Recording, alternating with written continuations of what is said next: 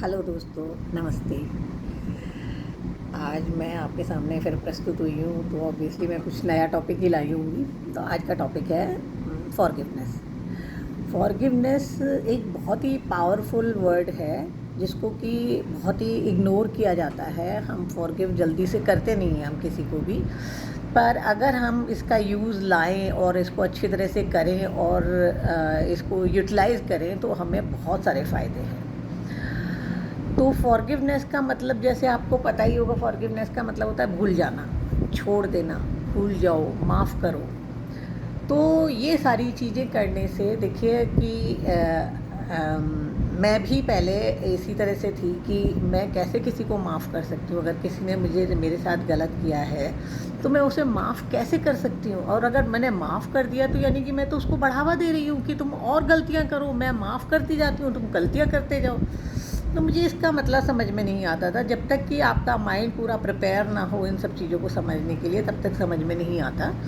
But अब मुझे इस चीज़ का पता लगा है कि फॉरगिवनेस करने का मतलब हम दूसरे को नहीं माफ़ कर रहे, हम अपने आप को माफ़ कर रहे हैं। इसका जो सबसे बड़ा फ़ायदा होता है वो हम अपने आप को दे रहे हैं। कहने का मतलब ये है कि अगर हमने उसको फॉरगिव किया है, अगर हमने किसी को माफ़ किया है, तो हमने अपने सर का बोझा हल्का किया है, अपने आप को हल्का किया है। अपना जो कांस्टेंट थिंकिंग थी, अपना जो डिप्रेशन था, अपना जो माइग्रेन था, अपना जो हेडेक था, जो हम सोचते रहते थे, इवन यहाँ तक कि कॉन्स्टिपेशन भी हो जाती है। अगर आप ओवर थिंकिंग करो तो आपके गट्स ख़राब हो जाते हैं। तो इन सब चीज़ों से अगर आपको मुक्ति पानी है तो उसका एक ही इलाज है कि आप उसको जाने दो, क्योंकि इसका जो फ़ायदा है वो हमारी सोच के विपरीत है। हम सोच रहे हैं, हम फॉरगिव करके हम उसके ऊपर वो कर रहे हैं, एहसान कर रहे हैं कि मैंने तुझे जा माफ़ किया।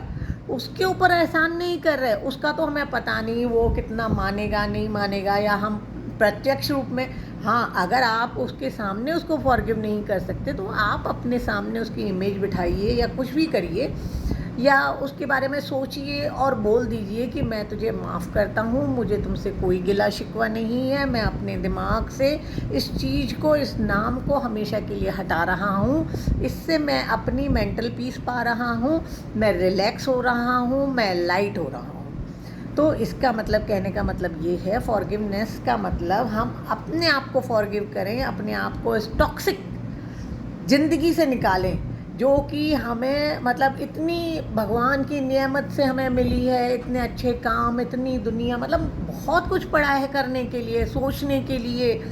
तो हम इस अपनी लाइफ को अच्छा तरह एंजॉय करें और उन सब चीज़ों में एंटेंगल ना रहें, उन सब चीज़ों को रिलीज़ करें, उन सब चीज़ों को छोड़ें और अपने आप को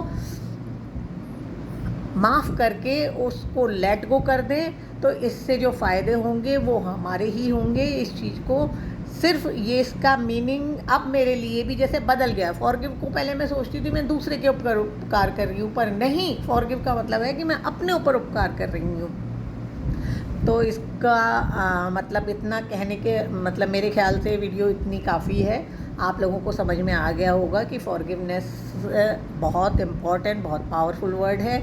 इसका यूज़ करना चाहिए, हमें माफ़ कर देना चाहिए, हमें चीज़ों को पकड़ के नहीं बैठना चाहिए।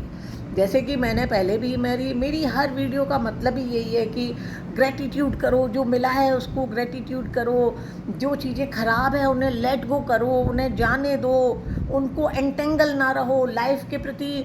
मतलब कि जो पुराना कचरा है उसको रिलीज़ करो।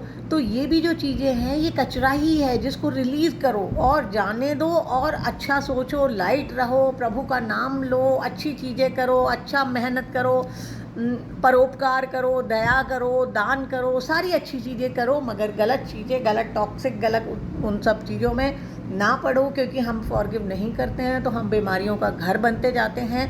उन सब चीज़ों में ना रहो, और इन सब चीज़ों से अगर फ्री होना है तो आप फॉरगिवनेस से मतलब बहुत कुछ अपने आप को लाइट कर सकते हो।